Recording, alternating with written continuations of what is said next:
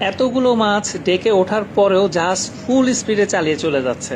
মানে কেমন না ব্যাপারটা, যে এতগুলো মাছ আসলো, স্বাভাবিকভাবে এখানে তো জাল ফেলার কথা, কিন্তু ব্যাপারটা তা না। এখানে যে মাছগুলো এসেছে, যদি আমরা ইকোনমিক্যালি চিন্তা করি, এই মাছগুলো আসলে আমাদের যে জাহাজে যে খরচ, প্রত্যেকদিন 6 থেকে 7 লাখ টাকা খরচ হয়। অনেকেই বলেন, ভাই আপনারা তো বাটপারি কথা বলেন, কোনোদিন 6-7 লাখ টাকা খরচ হয় নাকি, এটা কি ধরনের কথা বলেন?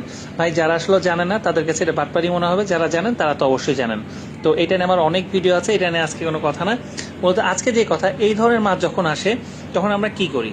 এই ধরনের মাছ আসার সাথে সাথে আমাদেরকে অবশ্যই চিন্তা করতে হয় কোম্পানির কথা, কারণ আমরা যদি সঠিকভাবে মাছ না ধরতে পারি, এবং কোম্পানি এতগুলো টাকা ইনভেস্ট করেছে এই জাহাজ চট্টগ্রাম থেকে যখন সাগরে পাঠিয়েছে 20 দিনের জন্য, প্রায় 1,30-40 লাখ টাকা এই জাহাজের পিছনে খরচ যাচ্ছে। তো এই খরচটা যদি আমরা ওঠাতে না পারি, স্বাভাবিকভাবে ওরা আমাদেরকে বেতন দিবে কিভাবে, কোম্পানিটা চলবে কিভাবে, এতগুলো স্টাফ আছে তারা কিভাবে চলবে?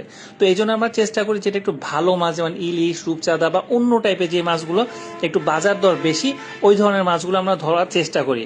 অথবা এই মাছটা যদি অনেক বেশি পরিমাণে আসতো, অনেক অনেক বেশি পরিমাণে আসতো, তখন হয়তোবা ধরতাম, যে কম টাকা হলেও কোয়ান্টিটি দিয়ে হয়তোবা আমাদের লভ্যাংশটা আমরা উঠিয়ে আনতে পারতাম।